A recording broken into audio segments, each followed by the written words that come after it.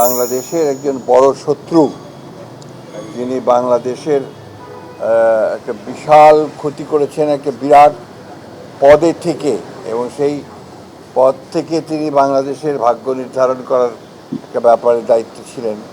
সেখানে তুমি সেই জায়গায় প্রতারণার আশ্রয় নিয়েছেন, জনগণের সঙ্গে প্রতারণা করেছেন, রাষ্ট্রের সঙ্গে প্রতারণা করেছেন। সাবেক বিচারপতি খায়রুল হক সাহেব, তিনি এই তত্ত্বাবধায়ক সরকারের ব্যাপারে যে রায় দিয়েছিলেন, শর্ট যে রায় দিয়েছিলেন সেটা এবং তার পরবর্তীকালে সেটার যে আপনার পূর্ণাঙ্গ যে রায়, মধ্যে আকাশ আর পাতাল তফাৎ ছিল।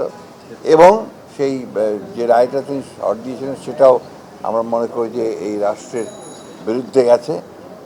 বিলম্বে হলেও যে এতদিন পরে তার বিরুদ্ধে যে ব্যবস্থা গ্রহণ করেছে সরকার, সেই জন্য সরকারকে আন্তরিক ধন্যবাদ জানাচ্ছি। এবং সঠিকভাবে তার তদন্ত হবে সব বিষয়গুলোর, এবং তার সঠিকভাবে তার বিচার কার্য সম্পাদন হবে, সেটাই আমরা আশা করি।